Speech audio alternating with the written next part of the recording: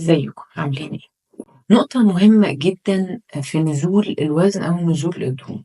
ساعات بقابل حالات أو الحالات اللي بتجيلي في العيادة بتكون نازلة مقاسات. خلاص يعني بنيجي بنعمل دايت بلان وبنلتزم عليه أسبوع أسبوعين، وبعدين نيجي نوزن. بنعمل حاجة اسمها بادي كومبوزيشن اللي هو زي الإين بودي كده، فبيطلع لنا نسبة الدهون ونسبة العضلات والميزان والمية والنسب دي كلها.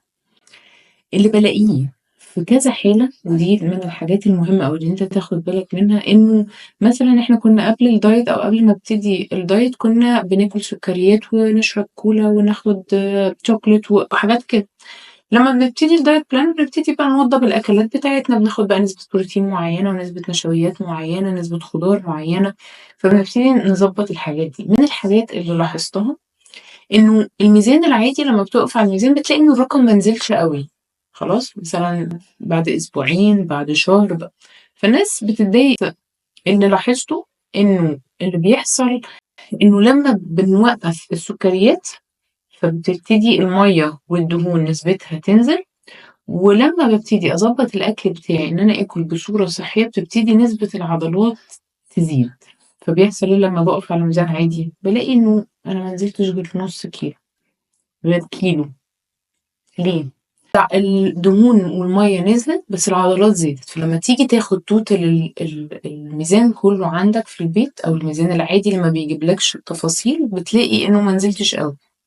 تيجي تشوف المقاسات، إيه ده، لأ البنطلون ريّح، إيه ده، لأ وشّي ابتدى يتضبط، إيه ده عند البطن كده ابتدت الدنيا تتضبط. فلو أنت المقاسات بتاعتك بتنزل وماشي على الdiet plan إلى حدٍ ما بنسبة 70%، خلّي بالك إن ممكن تكون العضلات زادت عشان ابتديت تدخّل بروتين، وابتديت تاكل أكل صحّي، فالبروتين بيزيد، فالعضلات بتزيد والدهون بتنزل، فما تكتئبش.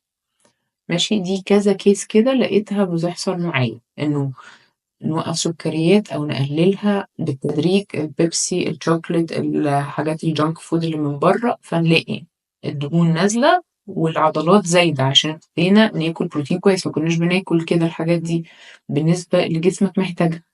أوكي، فخلّي بالك من الtrick دي عشان دي مهمة جدًا.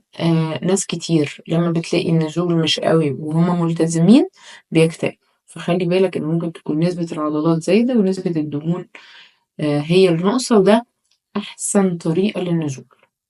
ميرسي ليكم.